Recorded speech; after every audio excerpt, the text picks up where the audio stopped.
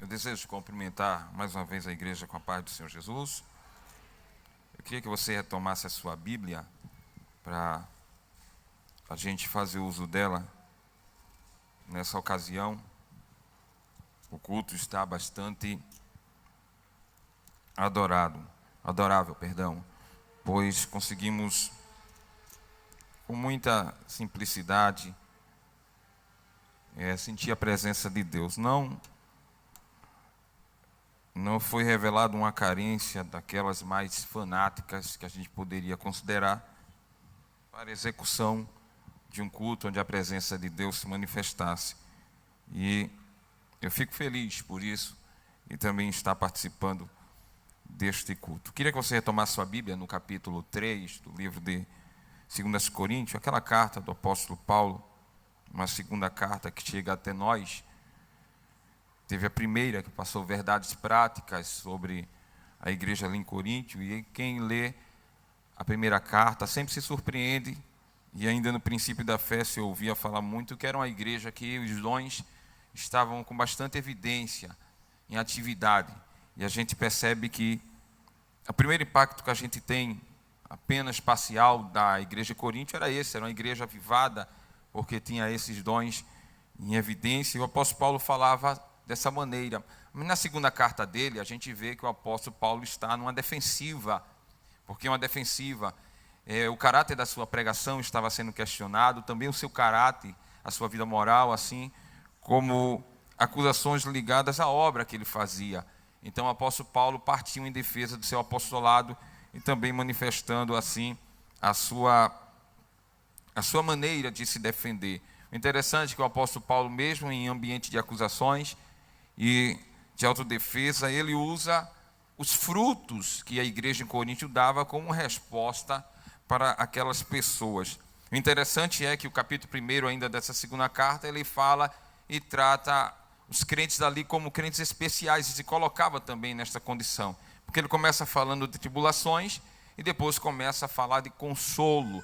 No segundo capítulo ele fala sobre o aroma, o perfume concernente àquela marcha triunfal que existia antigamente, onde os cativos iam na frente, pétalas eram jogadas, o perfume era exalado na cidade, mas atrás vinham os generais que seriam condecorados, e ele falava tanto para os que morrem, quanto para os que permanecem. Existia aquela questão do perfume, e ele dizia que aquele povo tinha e sabia ser, ou melhor, devia ser o perfume de Cristo.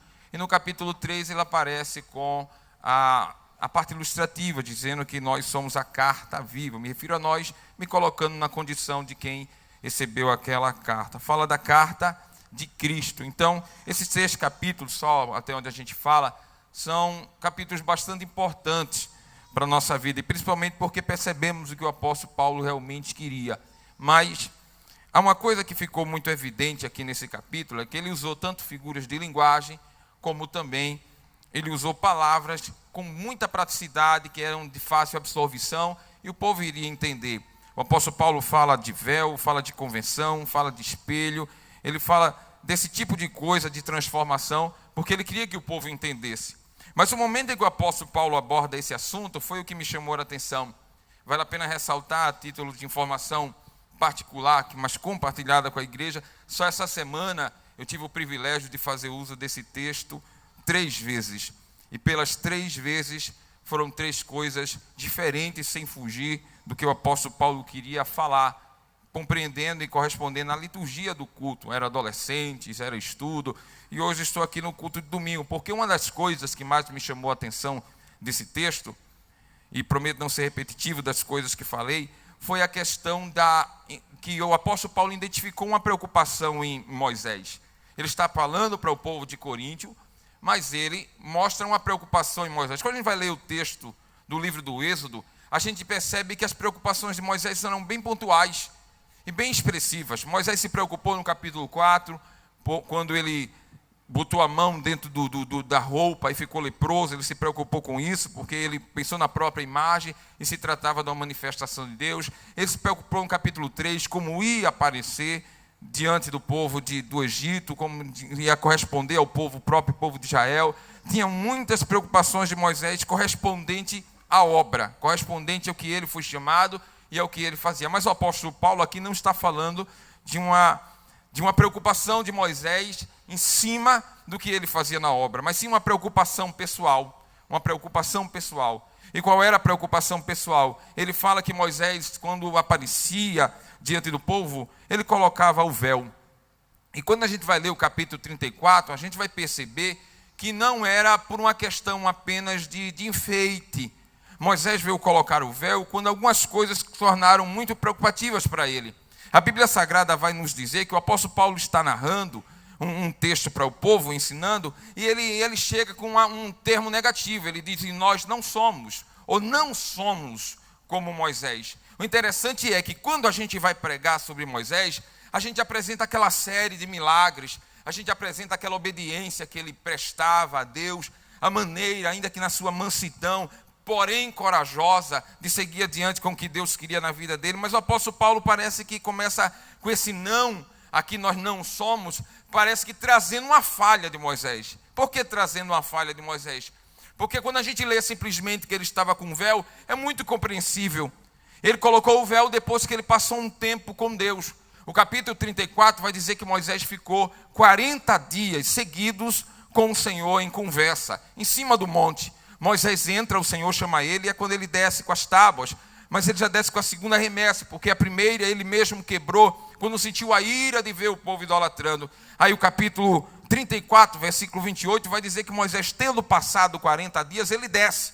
E quando ele desce o monte, que ele vem encontrar com o povo, a primeira coisa que ele vai perceber é Arão. Arão está subindo, está olhando Moisés descer, e Arão já começa a colocar, eu vou tentar ilustrar aqui, começa a colocar a mão na frente, porque Moisés está descendo cheio de glória. E a Bíblia Sagrada diz que quando Moisés se aproxima, ele aparece primeiro para Arão, e depois ele aparece para os principais. E depois de falar com Arão, os principais, todo o povo de Israel é chamado. E Moisés começa a distribuir aquilo que Deus mandara ele falar. O interessante é que o versículo 29 do capítulo 34 de Êxodo vai dizer que Moisés não sabia que estava resplandecendo. Deixa eu resumir pelo menos a minha introdução. Moisés é chamado para conversar com Deus, e quando ele sai de dentro daquela conversa, ele não percebe que pelo tempo que ele passou junto à presença de Deus, ele está diferente agora, ele está resplandecendo, um brilho diferente está aparecendo nele, e Moisés, quando sente o impacto da visão de Arão, ele começa a achar aquilo interessante. Aí vem os principais e concordam com Arão, realmente Moisés já não está da mesma maneira. Aí vem todo o povo e vê Moisés daquela maneira, e ele começa agora a causar um certo respeito. A Bíblia diz que todos temeram diante de Moisés, por conta da glória que estava manifesta nele. Mas acontece o seguinte, que a primeira parte que o apóstolo Paulo fala, ele diz assim: nós não somos como Moisés que colocava o véu. E eu fiquei interessado em saber por que ele fala essa negatividade de Moisés colocar o véu. Porque o mesmo povo, o mesmo Arão e os mesmos principais que viram Moisés cheio de glória, começaram a observar com o tempo que a pele de Moisés estava perdendo aquele brilho. O rosto de Moisés já não estava daquele jeito que estava antes, como da primeira vez. E o que é que acontece agora? A Bíblia Sagrada diz que Moisés, quando percebe isso, ele sobe novamente. Nessas indas e vindas, Moisés está descobrindo que o povo agora está de olho nele. O povo agora está observando ele. E parece que aqui uma espécie de cobrança começa a chegar na vida de Moisés. Por que uma espécie de cobrança? Porque a partir do primeiro momento que alguém disse: Moisés, você está diferente. E ele pergunta, quem sabe, estou ilustrando aqui, ele pergunta, quem sabe, onde está a minha diferença? E alguém pode comunicar com Moisés e dizer assim: aquela glória que a gente te viu descer, viu em você descendo da primeira vez, a gente não consegue ver mais. A gente começa a perceber que essa glória está indo embora. Por isso que o apóstolo Paulo dizia que esse tipo de glória era transitório. E o que era uma coisa transitória, oposta ao permanente? Moisés está incomodado com a seguinte coisa: como eu era, já não sou mais. Aquilo que estava em mim já não aparece mais. E o que é que Moisés faz para esconder essa perca da glória, essa perca parcial da glória? Ele coloca um véu. É aí que o apóstolo Paulo diz: olha, para ser crente, você tem que tirar o véu. Para ser verdadeiro, você tem que andar sem o véu, porque o véu vai refletir a ideia de tentar burlar a imagem de quem te vê, a aparência de quem te vê, ou melhor, a sua aparência diante de quem te vê. Ele mais ou menos, parece que o apóstolo Paulo estava olhando para o nosso século. estava olhando para o nosso tempo, porque o nosso tempo está apresentando um evangelho de aparência. O evangelho de aparência, ele é muito comprometedor. E por que é muito comprometedor, pastor Marcos? Porque quando a gente começa a viver uma vida de aparência, a primeira coisa que vai vir à nossa cabeça é um jeito prático de ninguém perceber que eu mudei. E o texto está dizendo, o apóstolo Paulo está dizendo que as mudanças acontecem, que essas coisas começam a diminuir. E o interessante é que quando a gente começa a perceber que estamos diferentes, a gente vai cair nos laços da aparência. E os laços da aparência estão combinados com o fingimento. Que fingimento, pastor? Verdade, fingimento. Às vezes a gente chega cheio de coisa, mas estamos fingindo, com vergonha de admitir que já não somos mais o mesmo, com vergonha de admitir que precisamos de ajuda, com vergonha de admitir que precisamos da glória de Deus na nossa vida. Quando eu falo de precisar da glória, eu não estou falando de culto e manifestação de culto, eu estou falando de coisas que a gente só consegue por estar na presença de Deus. Porque ir para a igreja a gente vai porque sabe o caminho, vestir roupa de crente a gente veste porque o nosso armário está cheio, o nosso guarda-roupa está cheio, usar a Bíblia Sagrada a gente usa porque é até uma identidade do próprio crente. Mas quem conhece você e quem me conhece por debaixo do véu é Deus. E vale a pena a gente ressaltar: se eu não me sinto como eu era antes, ainda é tempo de recorrer àquele que me ajuda. Não dá para viver um tempo de fingimento. Não dá para viver um tempo de um evangelho parcial. Paulo está dizendo ao povo de Coríntios: fiquem vocês sabendo que, sendo vós convertidos, não precisa mais do véu. Porque o véu é uma tentativa de esconder as coisas. E o apóstolo Paulo está dizendo claramente: algumas falhas, elas acontecem por conta do véu. Quando a gente se intitula crente, mas já desgosta das coisas, ainda está com véu. Quando a gente só senta aqui para fazer crítica, o tamanho da gravata, a cor da gravata de alguém, as faltas do S, as faltas dos R de alguém, as maneiras de pregar, quem canta bonito, quem canta feio, a gente só perde tempo dentro da igreja. Então está correspondendo a alguém que está usando o véu. Quando a gente está vivendo um evangelho de muita glória aqui dentro, de muita exaltação a Deus aqui dentro, mas da porta para fora nos comprometemos com o profano, com as mentiras, com a chocarrice, é sinal que a gente está usando o véu. Quando a gente aparece tentando desconstruir as coisas já construídas há um bom tempo, quando a gente aparece tentando inovar o evangelho para agregar pessoas, forçando a barra, apenas estamos declarando claramente para todo mundo de modo público: eu ainda estou com véu, eu ainda estou com véu. Mas essa noite eu vou dizer, com base na palavra de Deus, a salvação que chegou na minha vida, o evangelho que penetrou na minha vida e também penetrou na sua vida, é aquele que te leva a arrancar toda sorte de véu, toda sorte de sombra que tenta esconder quem você realmente é. Essa semana, meditando nesse texto, até fiz uma frase, publiquei na minha página na rede social, e eu dizia lá que o evangelho que eu aceitei, o evangelho que me alcançou, ele não só me tirou do mundo, mas ele também tirou o mundo de dentro de mim. Não foi só o evangelho que me tirou lá do mundo e me trouxe para dentro da igreja. Não. Quando eu cheguei aqui, este mesmo evangelho tirou o mundo que existia dentro de mim. E quando ele tirou o mundo, ele arrancou o véu. Quando ele tirou o mundo, ele me proibiu das farsas. Ele me proibiu da mentira. Ele me proibiu da perca de tempo. O pastor Josué dizia assim, que eu uso esse tipo de frase mesmo: se a gente continuar dando glória ainda é pouco, porque não se compara ao que ele fez. A glória, ela não é o suficiente para pagar o que ele fez por nós, não é, mas pelo menos é uma tentativa de agradar aquele que nos salvou. Não é o suficiente para a gente recuperar aquele tempo que a gente perdeu, porque só quem sabe do tempo que a gente perdeu é quem viveu o tempo perdido, e Deus que tem a mente boa. Mas a glória também é uma intenção de dizer: Deus, eu estou agradecido pelas coisas que tu fizeste por mim.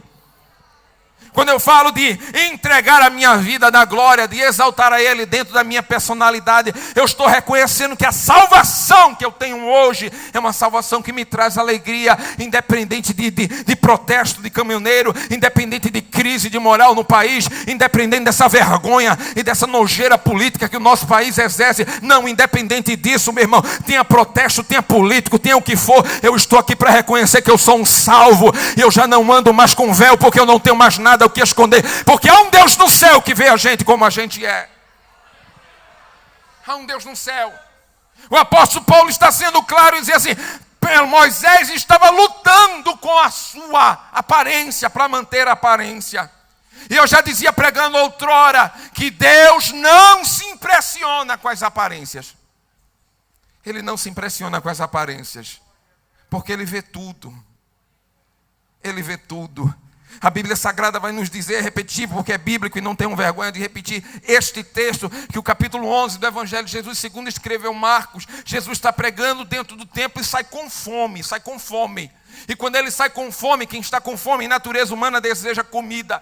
E Jesus avista no caminho uma figueira. E quando Jesus se aproxima daquela figueira, ele já vai, olha, afastando as galhas. Ali vai procurando o fruto. E cadê ele procurando o fruto? Não acha, procura para cá, abre para lá, abre para cá e não acha. Jesus, quem sabe, dá 3 passos para trás, olha para aquela figueira, os discípulos parados atrás observando tudo. E Jesus diz: a partir de hoje ninguém comerá mais do fruto dessa figueira.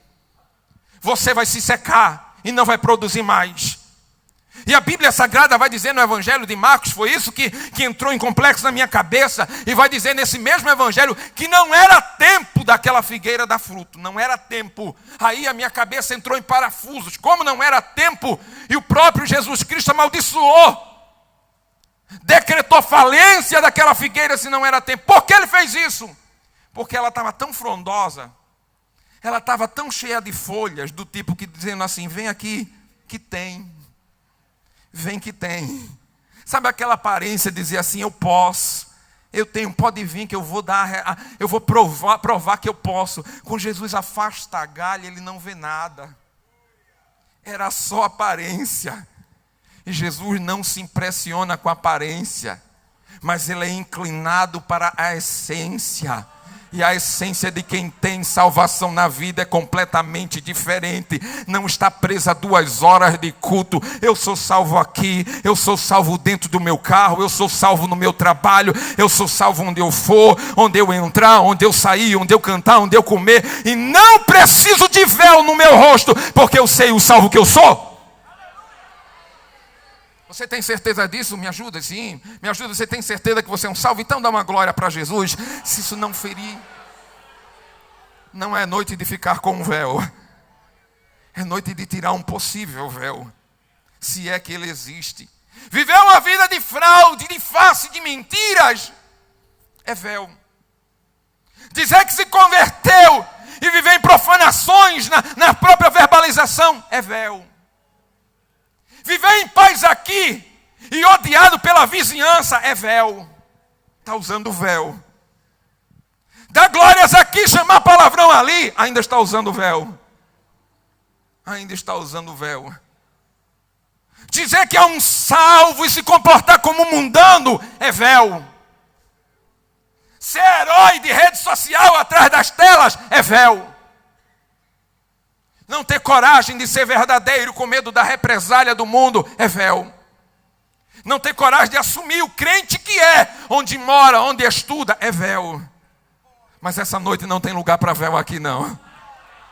Essa noite está aquele que arranca o véu, está aquele que tira o véu, está aquele que resolve o problema. Porque a Bíblia Sagrada diz, o apóstolo Paulo escreveu dizendo assim: Deus aboliu esse tipo de coisa. Toda vez que se lia sobre Moisés, se lembrava do véu que ele colocava, mas Jesus veio e aboliu. Diga para alguém do seu lado aí: essa história de véu acabou. Essa história de véu acabou. Pastor Marcos, como eu posso saber se eu uso ou não uso véu?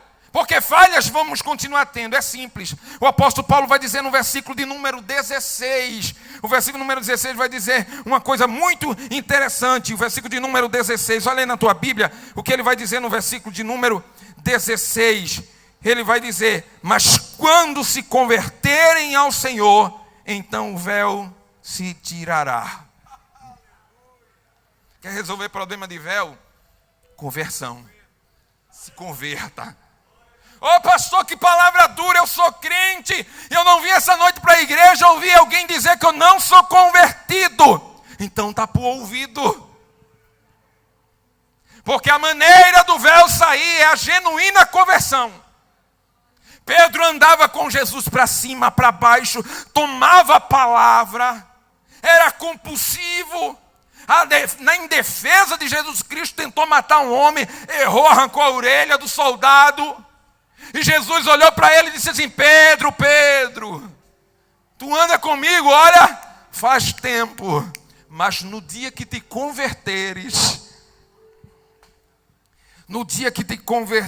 muitos vão ser convertidos também. Vir para a igreja não quer dizer muita coisa, embora seja muito necessário. Simplesmente vestir roupa de crente não quer dizer muita coisa. Mas o apóstolo Paulo está dizendo assim: se converter de verdade, não tem véu que fique no rosto de ninguém. E a nossa convenção, meu irmão, o nosso converter a Deus é necessário. E o interessante é que, quando eu falo de converter, parece que tem pessoas que ingressaram na conversão e parece que agora estão se desconvertendo. E o princípio de se desconverter não é simplesmente ir para o mundo. Não. É ficar aqui como se aqui fosse apenas um lugar para passar o tempo. Eu confesso que nem sempre a gente chega bem na igreja. E não venha pastor gritar no meu ouvido, não, e mandar dar glória, porque não conhece a minha história. Não venha não. Eu não conheço. Nem você conhece a minha. Mas o Deus que a gente serve conhece. E Ele viu tudo o que aconteceu. E Ele está vendo tudo o que está acontecendo. Porém, Ele está dizendo assim: me reconheça como o seu Salvador e o seu Senhor. Me reconheça. Aquele versículo que a gente gosta muito de pronunciar, até sem ler. Entrega o teu caminho ao Senhor. Confia nele. E tudo mais Ele fará. Parece que é uma frase bonita, digna de congresso, digna de citação. Porém, na íntegra, ela tem muito mais valor. Vira para a pessoa mais bonita que você achar aí. Eu prometo que vai ser a última vez que eu vou pedir. E diga para ela assim: confia no Senhor. Diga mais forte: confia no Senhor. Confia no Senhor. Confia no Senhor. Será que tem uma glória para Jesus aí, para quem confia no Senhor? Ele fala do véu. Ele fala do véu, ele fala da convenção. E no versículo de número 18 ele fala uma coisa muito interessante. Ele fala que nós não somos como Moisés no versículo 13, mas ele diz como nós somos. Nós aparecemos de rosto descoberto, refletindo como espelho. Espelho. O interessante, quando ele fala de espelho, ele fala, o apóstolo Paulo era conhecedor e pela sua eloquência sabia do que estava falando, o seu grau acadêmico dava direito a ele falar o que ele podia falar. E quando ele fala de espelho, acredito que tanto naquela época como na nossa época, ele entendia sobre espelho. Existem 3 tipos de espelho. Existe o côncavo, existe o convexo e existe o plano. O convexo é aquele que tem uma área semisférica que ela projeta a imagem para fora. Porém, o convexo vai mostrar a imagem direito, mas de tamanho, de natureza invertida e de tamanho menor. Porque ele é convexo. Existe o côncavo, que ele joga a imagem, ele projeta a imagem para dentro da sua área semisférica. Porém, a imagem aparece direito, apenas menor. E existe também um plano. E o espelho plano é aquele que mostra a imagem de todos os ângulos. E você vê todas elas. Dependendo da distância que esteja do espelho, perto ou longe, ele vai mostrar. Dependendo do grau de cor do que você veste, vai mostrar. Todos esses 3 espelhos são espelhos, têm as suas reflexões, têm os seus reflexos. Porém, todos eles dependem de uma única coisa. Todo espelho, para refletir, ele precisa de um foco de luz. Espelho no escuro não reflete. Ele precisa sempre de um foco de luz. E a gente percebe que o apóstolo Paulo está dizendo assim: nós somos espelhos, sim, e refletimos. Por quê? Porque hoje estamos perto do Senhor. Porque Ele é a própria luz, e Ele se pronunciava: eu sou a luz do mundo. E quem anda comigo não fica em trevas, mas permanece na minha luz. Só dá para refletir se andar junto da luz. Só dá para espelhar, só dá para mandar reflexo, só dá para emitir imagem se estiver perto da luz. Se não está perto da luz, vamos ser apagados. Não vamos ter reflexo, ainda que carregue o nome de espelho, ainda que carregue o título de espelho.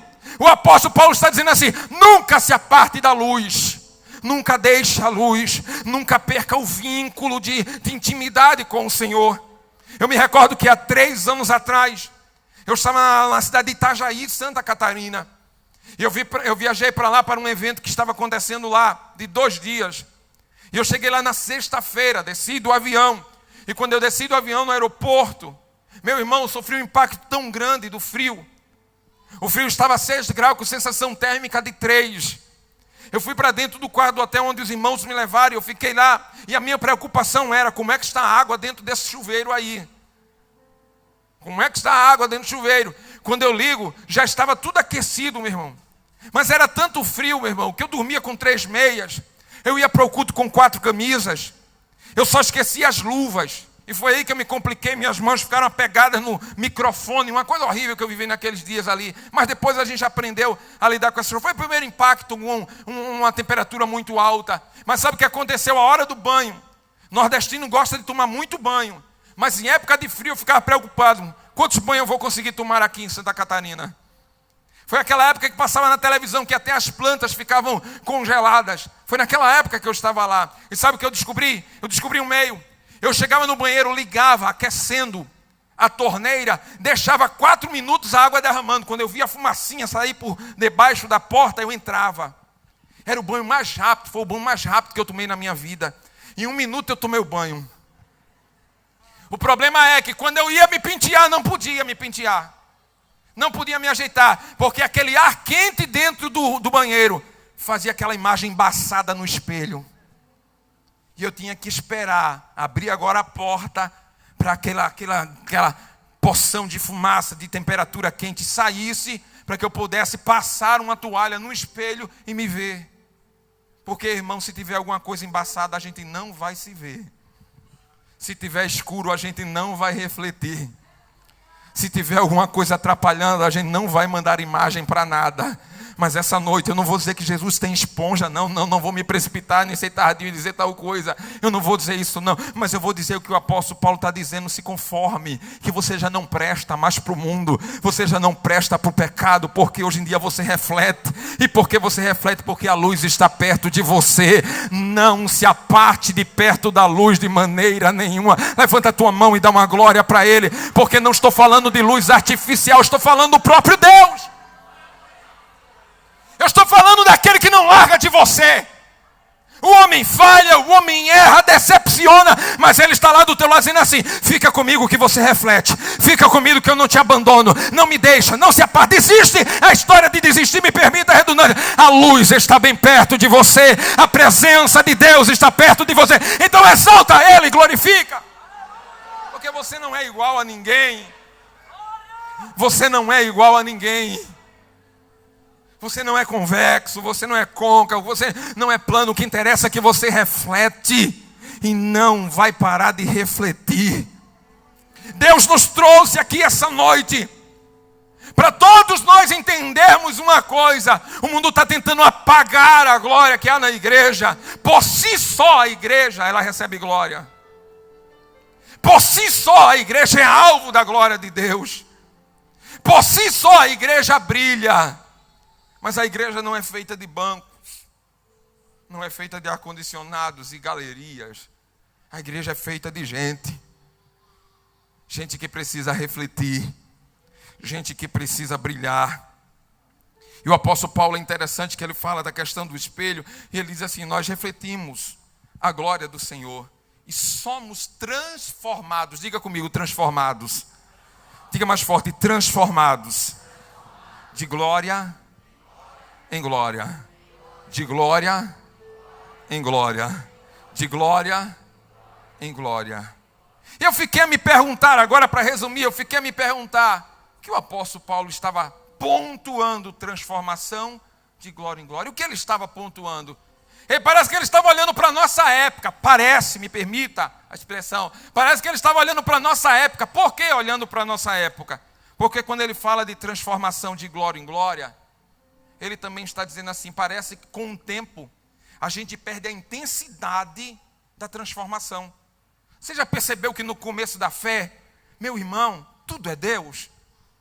Você já percebeu que no começo da fé a gente não tem vergonha de dizer que é crente? Pelo contrário, a gente faz questão de ir em pé no ônibus, com fone de ouvido, cantando o hino de Shirley, de seja de quem for, bem alto.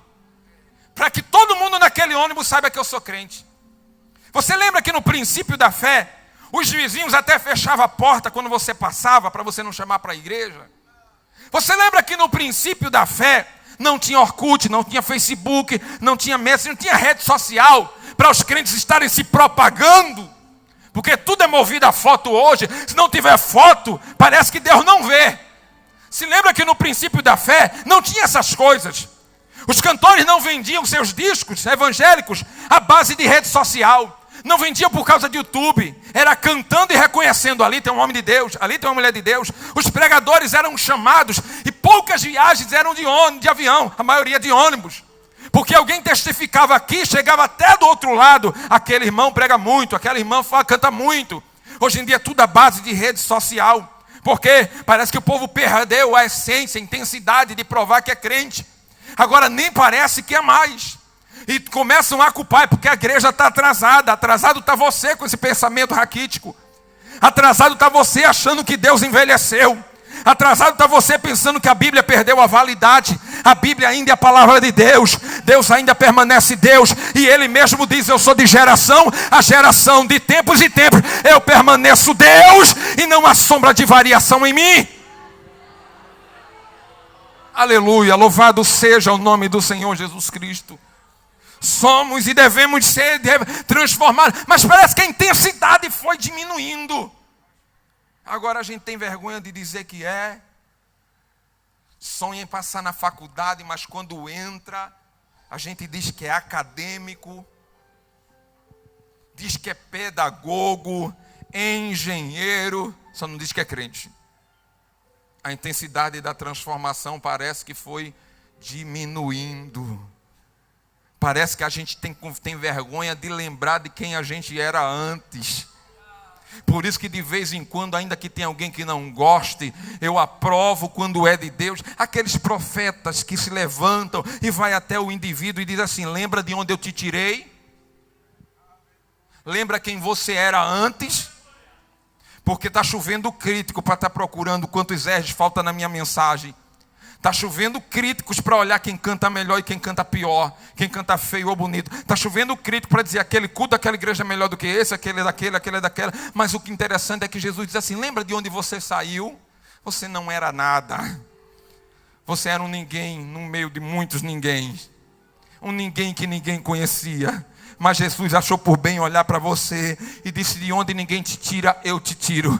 Onde tem um apelido, eu coloco um nome. Onde tem uma fraqueza, eu coloco força. Onde tem uma mancha, eu apago. Simplesmente para você estar dentro da minha casa, me exaltando e glorificando o meu nome. Porque eu, o Senhor, fui que salvei a sua vida. Lembra quem você era. Talvez refresque. E aí a transformação continua. O apóstolo Paulo escreveu aos Romanos capítulo 12. Rogo-vos, pois irmãos, pelas compaixões de Deus, que apresentei os vossos corpos em sacrifício vivo, santo e agradável a Deus, que é o vosso culto racional. Aí ele entra no versículo posterior dizendo assim, e não vos conformeis com este mundo, mas transformai-vos, transformai-vos, transformai-vos pela renovação do vosso entendimento. Ah, meu irmão, o apóstolo Paulo está dizendo assim, de glória em glória nós somos transformados. O interessante é que essa carta, a carta da crítica dele, a carta da defesa dele, do seu caráter, do seu apostolado, e ele começa falando uma série de tribulações,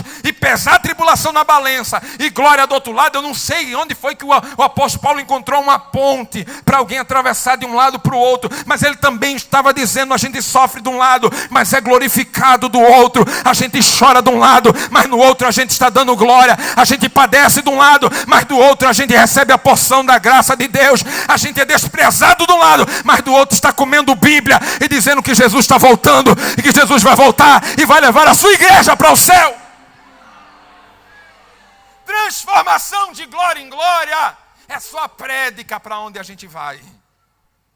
É só uma prédica para onde a gente vai. É só um instantezinho que já vai se acabar. Essa noite não é noite de véu. Essa noite não é noite de falsa convenção. E essa noite é noite de refletir como deve ser refletido.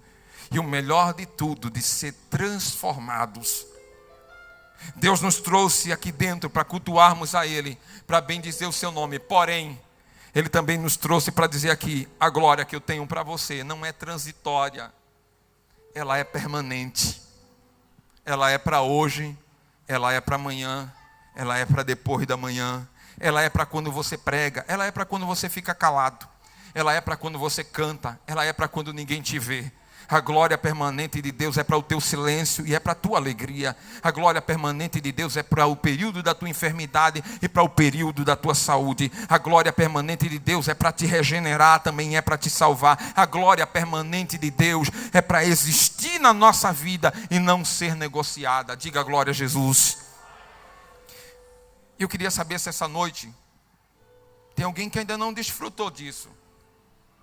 Tem alguém entre nós que ainda não compartilhou, ainda não tirou o véu, ainda não descobriu o que é espelho. Ou se era, alguma coisa atrapalhou você. Onde está uma pessoa que está aí do teu lado, aí olha do teu lado. É uma reflexão breve, mas portanto, muito importante. Olha do teu lado, vê se tem uma pessoa não evangélica.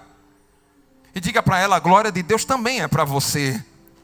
Diga para ela que o céu de Deus é para ela mesmo. Convida essa pessoa que está sentada do teu lado aí, que não é evangélica, ou que está afastado aí na galeria, em algum lugar. Chama ela para entregar a vida para Jesus agora. Porque a glória de Deus está para todos nós nesse lugar. A transformação de Deus está para todos nós nesse lugar. Ele está estendendo para nós a sua mão mais uma vez. E dizendo, você precisa de ajuda. Moisés no seu orgulho teve vergonha de pedir ajuda. E ele preferia ir lá em cima no monte e voltar. Mas as pessoas começaram a perceber, Moisés, você está mudando, Moisés. Você está mudando. Você está ficando diferente, Moisés. E veio a preocupação. Foi aí que o apóstolo Paulo disse, não sejamos como ele. Nós não precisamos de véu. Nós não precisamos de aparência. O que a gente precisa é de fé genuína. É de verdade constante. E essa verdade estar aqui para salvar a sua vida essa noite. Onde tem uma pessoa que não é evangélica, mas que deseja entregar a sua vida para Jesus Cristo agora? Onde tem alguém? Olha do teu lado com carinho, pergunta a ele, pergunta a ela. Entrega teus caminhos ao Senhor. Confia nele e tudo mais ele fará. Levanta do teu lugar e aceita Jesus Cristo, porque ele tem um plano para a tua vida. Tem alguém do teu lado aí que deseja? Então levanta a tua mão comigo, levanta uma das tuas mãos. Está vindo alguém? Está vindo alguém ali, está vindo alguém. Está vindo alguém. Está vindo alguém. Alguém acompanha ele. Pega o nome depois, tá bom? Acompanha ele agora. Deixa ele sentir a salvação, deixa ele sentir a conversão. Depois pega o nome, tá bom? Depois pega o nome. Tem mais alguém? Tem mais alguém? Você não estava esperando vir o primeiro? Já veio o primeiro. Onde está a segunda pessoa? A segunda pessoa que quer entregar a vida para Jesus. Vamos ajudar ele, vamos ajudar ela. Fica toda a igreja de pé, fica toda a igreja de pé, que eu já vou passar o microfone. Onde está a segunda pessoa que deseja entregar a vida para Jesus? Você veio essa noite, você veio buscar resposta, e a melhor resposta é a salvação. Olha aí do teu lado, aquela pessoa que você convidou, aquela pessoa que por alguma razão se entristeceu, se afastou, mas ela está aqui essa noite. E ele e ela precisa de Jesus. E não dá para sair daqui sem a presença de Cristo. Não dá para sair daqui sem o Evangelho de Cristo transformar a sua vida. Onde está a segunda pessoa? Se tem mais alguém, faz um sinal com a mão. Se tem mais alguém, faz um sinal com a mão aí. Está acompanhando ele? É família? Tem mais alguém? Segunda pessoa já chegou aqui na frente. Segunda pessoa. Segunda pessoa, não sei se você pode dar glórias a Jesus. Já chegou 2 pessoas aqui na frente. Está acompanhando, né? Está acompanhando, né?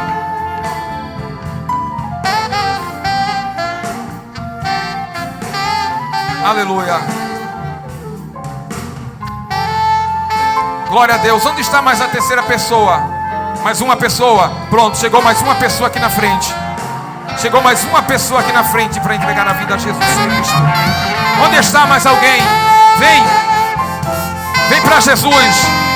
Ele te chama. Ele te chama. A salvação te espera. Vem para Ele. Aí na galeria, aqui embaixo, na direita, na esquerda. Vem para Jesus. Vem para Jesus. Ele quer salvar a sua vida. Ele quer salvar você. Venha para Jesus. Venha agora, o Senhor quer salvar você. Ele quer te dar a paz que o mundo não pode te dar. Vem para Jesus Cristo. Eu estou ouvindo glória da igreja. Eu estou ouvindo algumas pessoas glorificando. A salvação somente Deus promove. Mas vem para Ele agora. Vem porque Jesus Cristo está chamando você.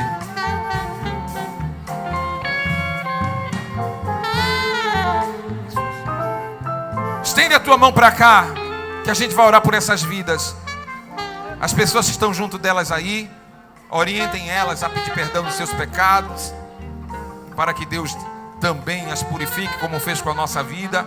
E todo o véu vai ser tirado agora. Todo o véu vai ser tirado. O apóstolo Paulo disse no versículo 16: quando se converterem, todo o véu se tirará. Então certamente isso vai acontecer aqui também na nossa vida. Não sei se tem mais alguém. Vamos estar orando. Estende a tua mão para cá. Bondoso Deus e poderoso Pai que estás no céu, te damos graça, Senhor, pelas pessoas que ouviram a tua voz, que se decidiram neste momento a aceitar o teu evangelho, as boas novas de salvação. Senhor, ajude elas, ajude os seus familiares, perdoe os seus pecados, que enquanto estamos orando aqui, haja também arrependimento em seus corações, haja súplica e perdão de pecados, todos os pactos possam ser quebrados, a entrega seja genuína, ó Pai, e não seja apenas emoção, mas que seja conversão, que seja verdadeira essa decisão, ó Pai. Aqueles que vão experimentar pela primeira vez, e da mesma sorte aqueles que estão retornando para a tua casa, ó Deus, abençoe, livre, ó Pai, nas investidas de quem tentar arrancar as suas forças, ó Deus. Não há mais véu, não há mais dificuldade, ó Pai. Não, é noite de refletir, é noite de mandar, de projetar a imagem da tua glória na nossa vida, ó Pai bendito. Nos transforma cada dia mais, transforme essas vidas em verdadeiros santos na tua presença, ó Pai. Ajude, sustente a vida de cada um para a glória do teu nome. Nós te oramos assim e também já te agradecemos em nome do Senhor Jesus. Quantos dizem amém?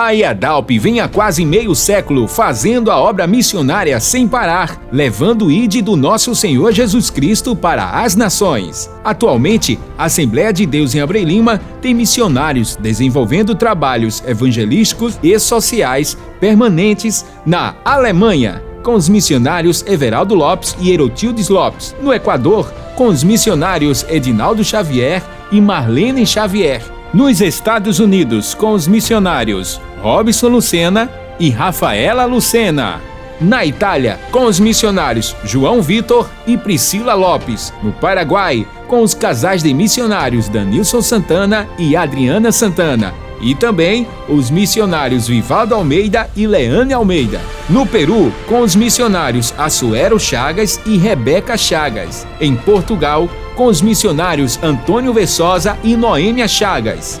No continente africano, a IADALP também tem realizado um maravilhoso trabalho, ganhando almas, discipulando e realizando grandes ações sociais nos seguintes países: no Quênia, com o casal de missionários Oliver Munt e Aldeci Munt, e a missionária Josiane Priston, nas montanhas de Tinderet; e em Moçambique, na porção sudeste do continente africano, com os missionários Milton Rafael e Glauci Trindade. Vidas têm sido impactadas alcançadas e abençoadas por esta grande obra de missões que todos nós da IADALP temos realizado em todos esses países espalhados pelo mundo, através das orações, intercessões, contribuições e do empenho de todos. O nosso Deus vai continuar nos ajudando a mantermos essa chama viva em nossos corações que batem incessantemente por missões. Missões, a batida do coração da igreja.